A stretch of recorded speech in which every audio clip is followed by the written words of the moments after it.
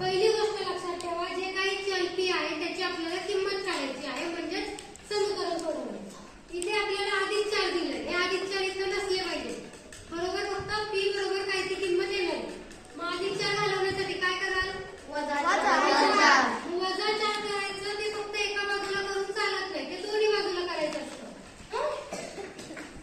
म्हणून दोन्ही बाजूतून 4 वजा करू असं लिहायचं।